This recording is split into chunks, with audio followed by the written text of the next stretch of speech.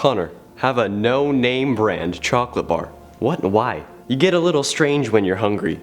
So you don't want the time stone? Greetings gamers, welcome back to Top 10 Gaming. I'm your host Connor Monroe, and today I'm going against the purpose of this channel and acting like your local news and telling you why you shouldn't play video games. Well, not really, but the list may deter you, or make you go even deeper depending on what kind of person you are. If you are new here or haven't already, be sure you hit like and subscribe for more daily gaming content, plus ring that notification bell to join the clan. Make sure you stick around until the end because number 1 has some hot tea for ya. Got hot tea? Message me. Okay, now let's get into today's list of the top 10 video game urban legends that will make you never play again. Boy, that's a long title. Roll the intro.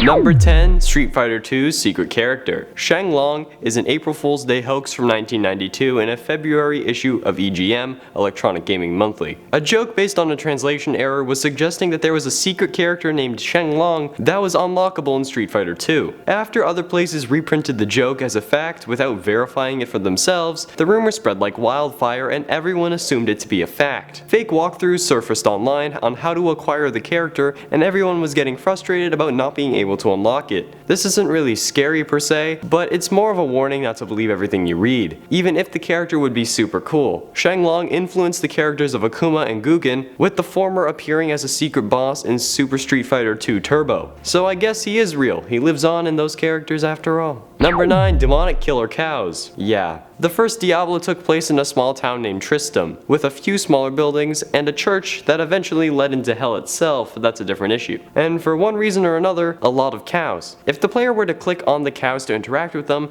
the cows would moo. If you kept clicking, they would moo more and more, and those moos would become more aggravated and aggressive as they went on. Somehow, the cows getting angry at people for annoying them turned into a widespread rumor that if a particular cow or a certain set of cows were clicked the right amount of times, you would be transported to a secret dimension filled with hostile axe-wielding cows. Here's Laughing Cow. Does that cow have a name? I don't know. This legend is so popular that Blizzard, the creators of Diablo, started referencing the level in other games like StarCraft and World of Warcraft, with There Is No Cow level being a cheat for StarCraft and a loading screen tip in World of Warcraft. They then included the secret cow level in both Diablo 2 and 3. What a meme. Number 8, Killswitch. Killswitch is the story of a woman who wakes up injured at the bottom of a coal mine. She must fight her way through demons, specters, undead miners, and possessed machinery to escape. Yeah. The game gave you the choice to play as Proto, who is the woman who wakes up injured, or Ghast, an invisible demon who you would not be able to play as since, you can't see them. This game is very strange because nobody can verify that it ever existed. But while nobody can do that, they are able to recount specific details and puzzles along with the graphic style and even the soundtrack. The game supposedly upon completion would erase itself from your computer, leaving no trace behind, and it was not able to be copied. That's some BS if you pay for a game and then after beating the game it got deleted, and you were never able to play it again because there was only 5,000 copies created. If Skyrim did that to me, I would riot. And at number 7, Demon Children of Goldshire. When you think about World of Warcraft, you may think about its popularity, the fact that it came out in 2004 and people still play it, or the fact that it's the reason your older brother doesn't go outside. But with such a massive world, you need to expect some weird moments and little hidden Easter eggs. But one of the creepiest Easter eggs in the game by far is the damn child cult in the first town of the game. When you go to the edge of Goldshire, there is typically an empty house on the edge of the lake. However, at 7 AM, you can catch 6 little kids standing in a pentagon-like formation, doing nothing in particular. Players have reported that standing in the center can cause slight hallucinations, as well as auditory hallucinations like banshee screams, growling, crying, and a voice saying, "You will die," followed by an old woman laughing maniacally. And when you enter the room, a new music track starts playing with creepy undertones. Blizzard, however, has never issued a statement. Maybe they never included this part in the game. Who knows? They do.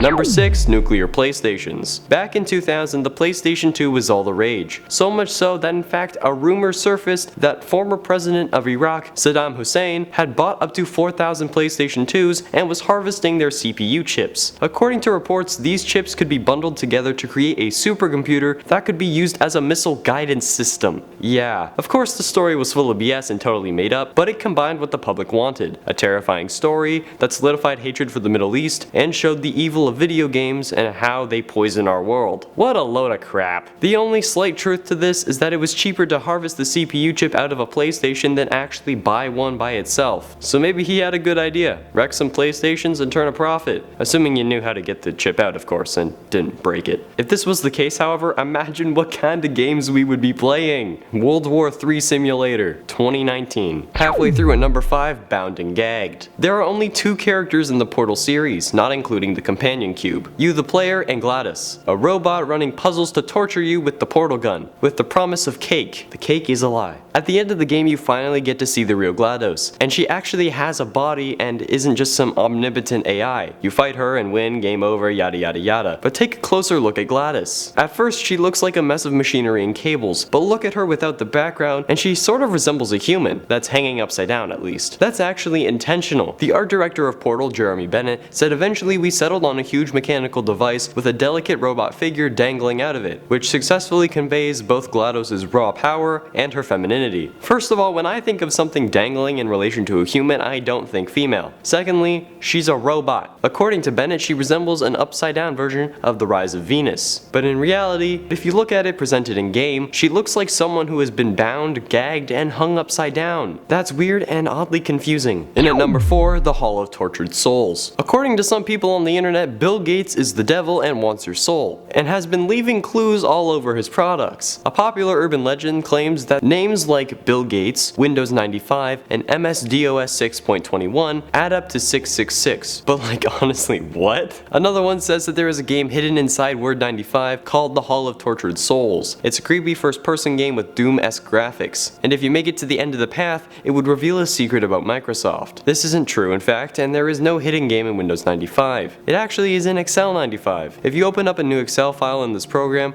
go to row 95, select all of it, tab over to column B, go to help/about, hold down Ctrl, Alt, Shift, and click on the support button, a window will appear called the Hall of Tortured Souls. If you make it to the end, you will see a load of Microsoft developers recreating what seems to be the Last Supper. Yeah, it's creepy, even without the religious connotation. Perhaps Bill is the devil, and he's calling out his pops. Number 3, Morrowind mod. So a mod is scary? How so? Well, an unknown user made a mod called JVK1166Z, and when it first surfaced it was thought to be a virus, causing your game to stay at the loading screen for an hour before crashing, corrupting your game and all of your saves. Eventually, users figured out a way to run the mod, but then things just got scary. The mod started controlling the game entirely. Mountains of major NPCs, including those required to complete the main quest, were dying, and all of their corpses never disappeared. As you kept playing, more and more characters would die, causing every town to scream with silence. Nobody knew why. Some NPCs who didn't die immediately would step out outside at night, look up to the sky, say watch the sky, and then say nothing else, even if interacted with. The player's health would slowly deplete, going faster if you stood still, because the player was being hunted by a shadowy figure that some would say they would see out of the corner of their eye, but then it would disappear. Some people who played this mod for a long time even started seeing the figure in real life. He could be behind you right now.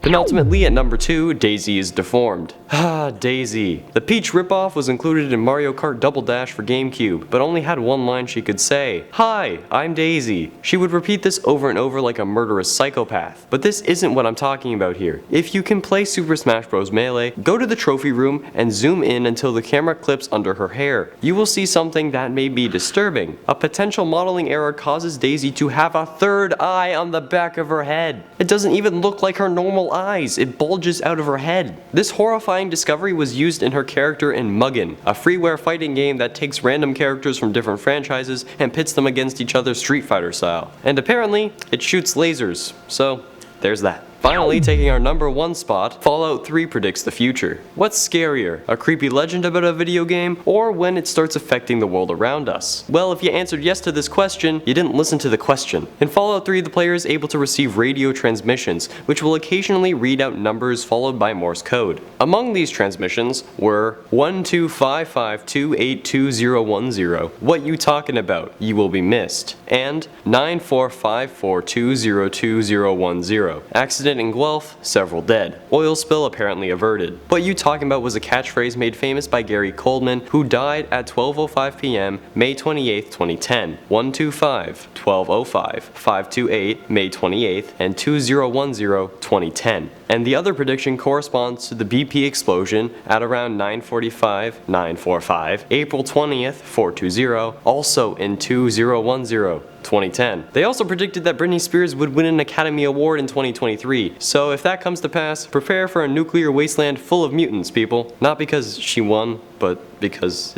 it's following the same path. There we have it, ladies and gents, the top 10 video game urban legends that will make you never play again. If you enjoyed, be sure you hit like and subscribe for more gaming fun, as well as hitting that notification bell to join the clan, and to gain protection during the nuclear apocalypse. Thank you so much for watching. I have been and shall remain Connor Monroe, and I'll see you in another video.